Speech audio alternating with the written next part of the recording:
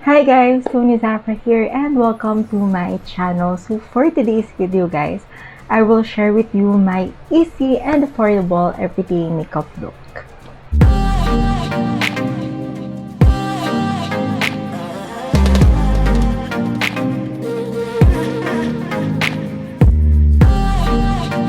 Hi guys, just a quick note, this is my first ever video here, so please bear with me. And since you're here now on my channel, please don't forget to subscribe and click the notification bell para ma-notify ka whenever I upload a new video like this one. And I think that's too long for an intro. Let's get started. Before we start pala, I want to share with you guys my skin type para alam niyo din why I'm using this type of product na gagamitin ko today. So, I'm more of an oily combination skin. I'm oily in my O-zone, meaning in this area, and I'm more of a normal in the perimeters ng face ko. So, I tend to grab more of mattifying products. And there are actually 3 criteria bakit ko pinili these products. First, it needs to be long-lasting because I'm wearing it on my work. So, meaning it needs to stay at least from 8 to 5 in the afternoon. Next is it needs to be easy to blend or easy to apply. So, meaning madali lang siyang i-blend. Pag nilagay mo siya on your face, you don't need an extra effort para ma-blend mo siya on your face. And third, of course, it needs to be also affordable kasi you will use it on a daily basis. So, ito yung mga products na mas madaling unang maubos than the rest of your products. So, ito yung mas more of nire-repurchase mo. Kaya, I'm choosing more of yung mga affordable. So, yeah, let's start. I already put on my skincare in the morning. So, moisturizer, toner, and ang aking sunscreen. So, on a daily basis, hindi ako gumagamit ng primer because as much as possible kasi I tend to use lesser products kasi the more products na I use, the more na nag-oil up ako. So, instead of using a primer, I'm using this Lux Organics Skin Mattifying Mist. So, ito yung replacement ko for the primer kasi ang gusto ko dito is it mattifies my face pero hindi niya dinadry your skin. So, yeah, let's start. Let's spray now.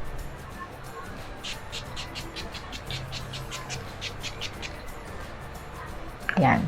Then, I'm just waiting for it to dry lang. Then, while it's drying up, I'm using also, instead of a lip balm, I'm using this Vaseline Lip Therapy. Yan, gumagamit ako this one while hinihintay natin na matuyo yung primer and also para ma-prep yung lips natin on the product na ilalagay natin later.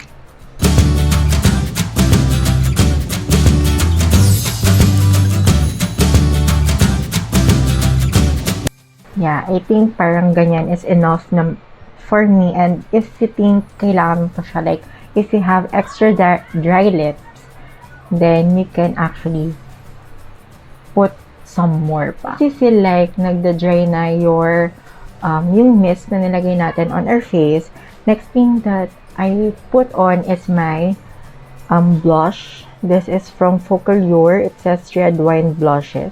This is a cream blush and it's in the shade Tequila B01. This is super nice kasi meron din siyang hint of glitter pero hindi niya na-emphasize yung texture ng skin mo with the glitters.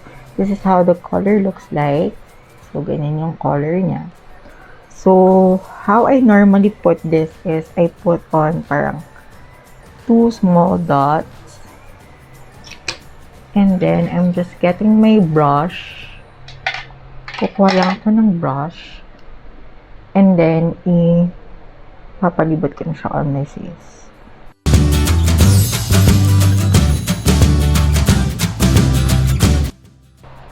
It's okay if hindi siya super duper pantay yung pagkakalagay mo. Kasi we will still put on our base, which is yung foundation. So, bakit ko nga ba nilalagay first yung blush than yung base natin, which is yung foundation? it's more of I wanted to have a look kasi na I am blushing from within instead of putting it sa above lang ng foundation. So, since super light din naman ng foundation na gagamitin natin, so yung color ng blush mo is nagpitik through dun sa foundation na gagamitin natin. So, yeah. Let's blend it lang. And this is how the blush looks like. I wanted to put it here pala sa points na to cause ito yung area na mas namumula. Kaya dyan ko lang din siya nilalagay. So, it's more of a natural din na blush talaga. So, next is, we will go now with our foundation. And if you will ask me if gumagamit ba ako ng foundation on a daily basis, the answer is yes. It's because instead of a concealer kasi, pag gumagamit ako ng concealer, it tends to get patchy and parang, for example, naglagay ako ng concealer here, dito lang yung nababrighten and the rest of my face, hindi ganun kaganda or hindi nang maganda siguro yung pagkakablend ko on a daily basis. Unlike with foundation kasi, it really gives me that even skin tone with lesser yung, lesser yung pagbe-blend or lesser yung effort ko sa pagbe-blend ng product. Hi guys! Sobrang epic nitong shoot or film na to cause hindi ko alam, hindi na pala nagre-record yung camera na ginagamit ko. So, nag-stop tayo on my blush and hindi ko na-share sa inyo kung ano yung foundation na ginamit ko and kung ano yung powder niya nasa face ko now. Super hit! And ginamit ko pala na foundation guys is this one. This is from Fit Me 120. I Fit Me Matte Poreless. And I'm in the shade 120. Shit, ayaw na mag-focus. And I'm in the shade 120. So, ang ginagawa ko lang is I'm using a 1 pump. And then, gumagamit lang ako ng sponge. This sponge is from Glam Skin Manila. This is 159 pesos, guys. And, super duper ganda ng quality and super soft. It's yan, super soft niya. And it comes with, what do you call it? Meron siyang kasamang sponge holder. Kaya makakainis. And then, after I put on my foundation, naglagay lang din ako ng powder. And this is from Glam Skin Manila also. Just Blended Mineral Loose Powder. And I'm in the shade Natural Beige. And then, nag-bake lang ako in this area and in my forehead. And nandyan pa rin naman yung marks ng ating bake.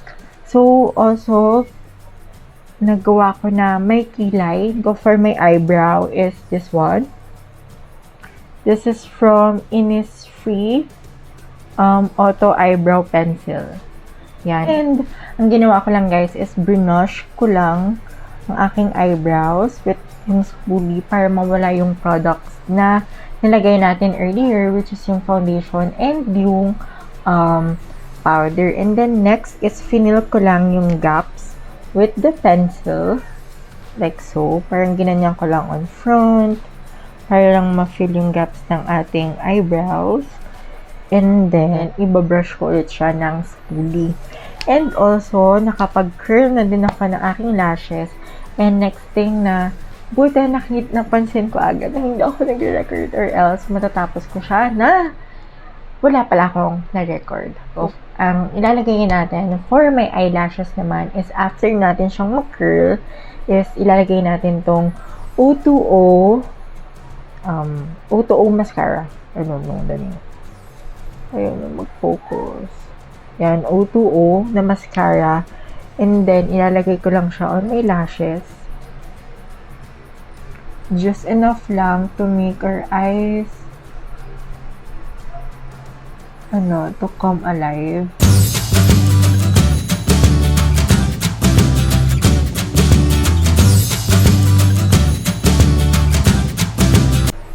And since super watery nito, I'm waiting for the first coat to dry and then maglalagay ulit ako ng isa pa.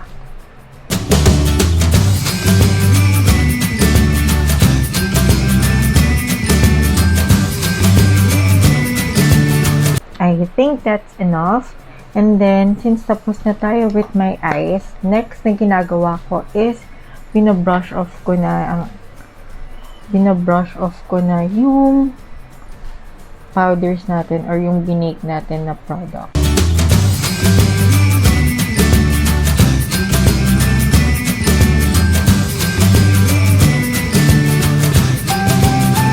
Done with the blending. And then, next na ginagawa ko is I put on a bronzer. So, hindi naman ako nagko-contour on a daily basis. Pero, I put on a bronzer para lang mabalik yung color or yung natural color ng skin natin. And I'm using this EV Advanced Contour Palette. And, kinukuha ko lang this color. Yan. As you can see, ito lang yung naubos kasi parang siya lang yung good for bronzer and mostly itong two, darker na siya on my skin and it's good for contouring lang. And then, I'm getting lang enough product. And then, ilalagay ko lang siya here. Basically, tinatap ko muna siya sa perimeters ng aking face. Like so. And then, tsaka ko lang siya biniblend. Ayan, ganyan. Make sure na i-blend nyo siya up to your hairline para magmukhang natural and hindi magkakaroon ng parang white na line between your bronzer and yung hairline mo.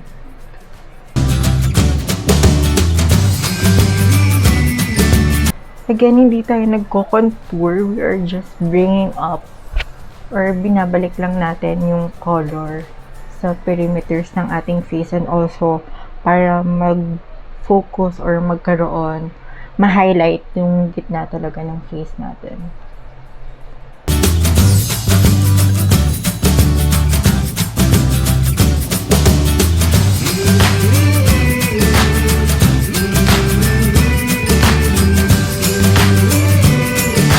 Yeah, I think that's enough. Enough naman na siya. And before pala guys, I don't normally put on contour or yung bronzer, but it really gives a parang add-on to your skin. Parang binibigyan niya talaga your skin or yung makeup mo ng additional para magmukha siyang more of a skin-like instead of a parang one dimension lang yung makeup mo for that day. Next is I'm getting lang a brush again. And then kukunin ko ulit yung ginamit natin. And then gagawin ko naman siya for my nose contour. I normally start dito sa taas and then ibababa ko siya. Kasi hindi tayo nabiyayaan ng magandang ilong. Charot.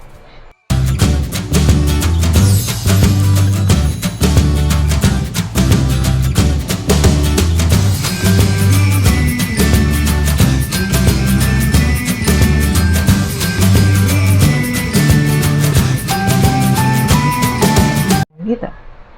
And then whatever's left on the brush, nilalagay ko siya actually dito above my eyes para lang ma-bring niya ulit yung you call it, para ma-warm up niya din yung eyelids mo kasi pumuti siya because of the foundation.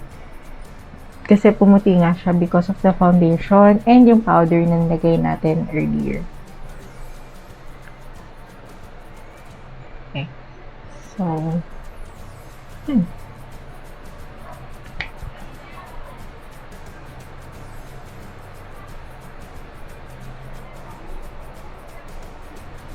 yan. And then nilalagay ko is this highlight. This is from Vice Cosmetics.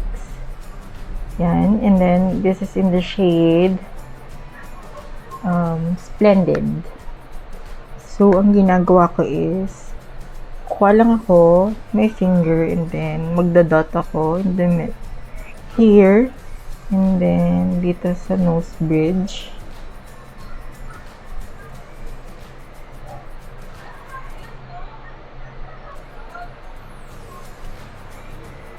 Look kung gaano niya natulungan ng ating ilong na lumabas. kahit wala naman talaga tayong ilong. Diba? That helps a lot. Dita. Balik lang ako here. And then, kukuha lang ako ng brush. Minsan, fingers will do. Ang ginagawa ko is, nalagay ko lang siya here. But, I wanted a blended out look. So, kukuha ko ng brush. And then, ang ginagawa ko is, lalagay ko siya here, up to here. Para pag ganyan mo, look. Diba? Highlighted yung area mo to. And then, the rest should be matte. Yan.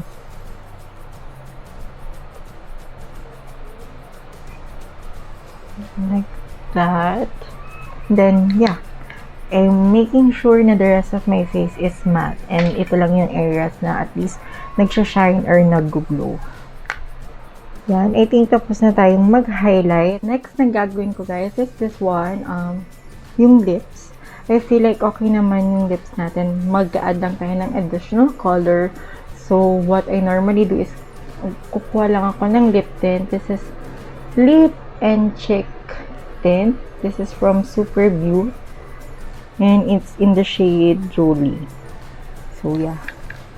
Talagay ko lang siya on the center of my lips. Then, blend.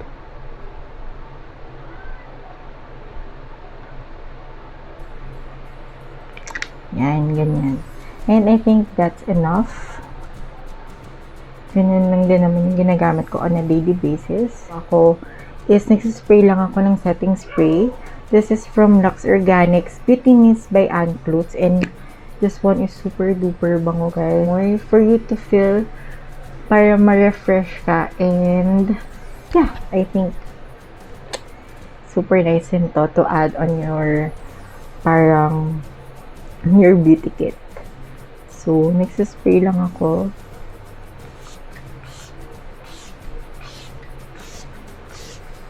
Yan. So, ang tulong pala guys nito is since nag-bake tayo kanina and naglagay din tayo ng what we call this, ng powder contour. Parang tinutunaw niya yung powders na nilagay mo on your face. So, mas nagmumukhang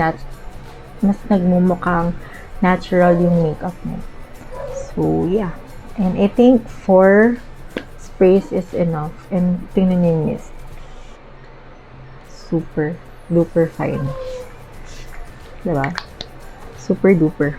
Ganda. And yeah. We'll wait for it to dry lang. Okay, I think we're done. And also, I would like to share with you guys na itong makeup routine na to, it really lasts me for until I got home. And siguro once lang akong magbablot. Actually, blot. And hindi na ako nagre-retouch for the rest of the day. Siguro nagbablot. Hi guys, I think that's it for today's video. And I hope you guys like it. And if you do, please give this video a thumbs up. And comment down below if there's something or some video suggestions na you wanted me to do in the future. I hope you guys like this video and thank you guys for watching. See you on my next one. Bye!